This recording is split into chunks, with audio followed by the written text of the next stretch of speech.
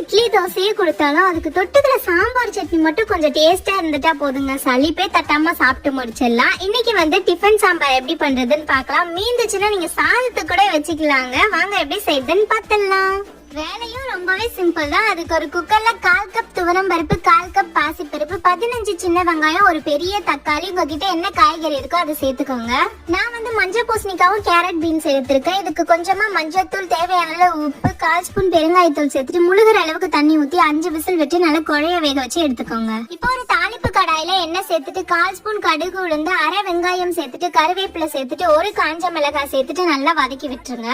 Stove off பண்ணிட்டு அந்த சூட்லயே 2 table spoon sambar powder சேர்த்துக்கோங்க. இதை நம்ம ஆல்ரெடி வேக வச்ச பருப்புல சேர்க்க போறோம். இதை சேர்த்துட்டு நல்லா கொதிக்க விட்டு கொத்தமல்லி தூவி இறக்குனீங்கன்னா டேஸ்டியான சாம்பார் ரெடி. கடைசியா கொஞ்சமா வெல்லம் சேர்த்துக்கோங்க. கண்டிப்பா ட்ரை பண்ணி பாருங்க. இதோட நாளைக்கு பார்க்கலாம். டாடா பாய்.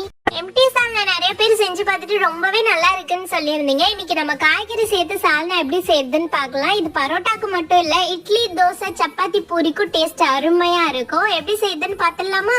ஃபர்ஸ்ட் அதுக்கு ஒரு பேஸ்ட் அரைச்சிடலாம். இதுக்கு 1/2 ஸ்பூன் சீரகம், ஒரு சின்ன துண்டு பட்டை, கொஞ்சமா கல்பாசி, 2 ஏலக்காய், ஒரு மீடியம் சைஸ் வெங்காயம், 1/4 கப் தேங்காய், 2 பச்சை மிளகாய், 10 முந்திரி பருப்பு, 1 ஸ்பூன் கசகசா, கொஞ்சமா புதினா கொத்தமல்லி சேர்த்து வதக்கி அரைச்சிருங்க. இப்ப கடாயில எண்ணெய் சேர்த்துட்டு தாளிப்புக்கு பட்டை வகைகள் சேர்த்துட்டு ஒரு பெரிய வெங்காயம் சேர்த்து நல்லா வதக்கி விட்டுரும். வெங்காயம் வதங்கின பிறகு 1 ஸ்பூன் காஷ்மீரி மிளகாய் தூள், 1 டேபிள் ஸ்பூன் இஞ்சி பூண்டு விழுது சேர்த்துட்டு வதக்கி எடுத்துக்கோங்க. இப்ப ஒரு தக்காளி சேர்த்துட்டு புதினா கொத்தமல்லி கொஞ்சமா சேர்த்துட்டு உங்ககிட்ட எந்த காய்கறி இருந்தாலும் அதை சேர்த்துக்கோங்க. இப்போ 2 ஸ்பூன் மல்லித்தூள் சேர்த்துட்டு தேவையான அளவு உப்பு சேர்த்துக்கோங்க. நம்ம அரைச்ச பேஸ்ட் இது கூட சேர்த்துட்டு உங்களுக்கு எவ்வளவு தண்ணி வேணுமோ அவ்வளவு சேர்த்துக்கோங்க. பச்சை வாசனை போன பிறகு புதினா கொத்தமல்லி சேர்த்து இறக்கிட்டா சால்னா